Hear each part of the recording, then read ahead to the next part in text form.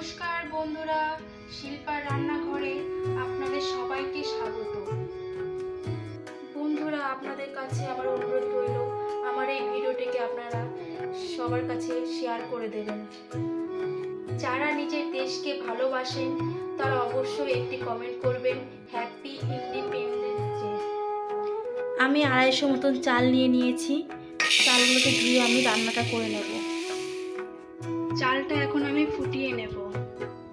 ভাতটা আমার হয়ে গেছে। বন্ধুরা, আমি দুটি বড় বড় সাইজের গাজর নিয়েছি। গাজরগুলোকে আমি কুচি কুচি করে কেটে নিচ্ছি। বন্ধুরা, গাজরগুলোকে আমার কুচি কুচি করে কাটা হয়ে গেছে। এখন আমি শিলপাটাতে বেটে নেব। বন্ধুরা, আমি গাজরগুলোকে শিলপাটাতে বেটে নিচ্ছি। আপনারা চাইলে মিক্সিতেও বেটে নিতে পারেন। বন্ধুরা, একইভাবে আমি ধনেপাতাগুলো বেটে নেব।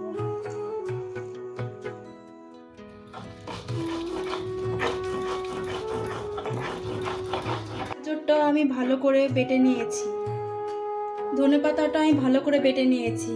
এখন আমি ভাতটা বানিয়ে নেব। দিয়ে দিলাম সামান্য পরিমাণে তেল, দিয়ে দিচ্ছি 1 টেবিল চামচ ঘি। বন্ধুরা, তেলটা গরম হয়ে গেছে। এখন আমি গাজরটা দিয়ে ভেজে নেব।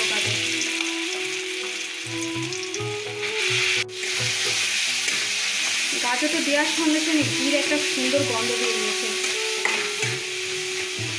বন্ধুরা, আমি সাদা তেল দিয়েছি, তার সঙ্গে 1 টেবিল চামচ ঘি দিয়েছি। আপনারা চাইলে পুরোটাই ঘি দিয়ে বানাতে পারেন।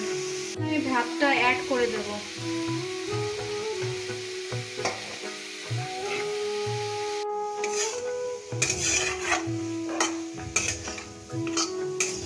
দেখুন বন্ধুরা, গাজর দিয়ে বানিয়েছি, তবু কত সুন্দর কালার রয়েছে। আমি দিয়ে দিচ্ছি সামান্য পরিমাণে একটু লবণ, দিয়ে দিচ্ছি 1 টেবিল চামচ চিনি। ভাতটা আমার প্রায় হয়ে গেছে। এখন আমি নামিয়ে নেব। একইভাবে তেল দিয়ে সেম প্রসেসে আমি ধনেপাতাটা দিয়ে ভাতটা ভেজে নেব। পাতা বাটাটা আমি দিয়ে দিলাম। এখন আমি দিয়ে দিচ্ছি। আমার নিজেকে খুবই গর্বিত লাগে, কারণ আমি এই ভারত মাতার বুকে জন্মগ্রহণ করেছি। 1947 সালে 15 আগস্ট আমাদের এই দেশ স্বাধীন হয়েছিল। এই ধরনের কাজ করতে আমার খুবই ভালো লাগে। আমি খুবই আনন্দ উপভোগ করি এরকম ধরনের কাজ করে।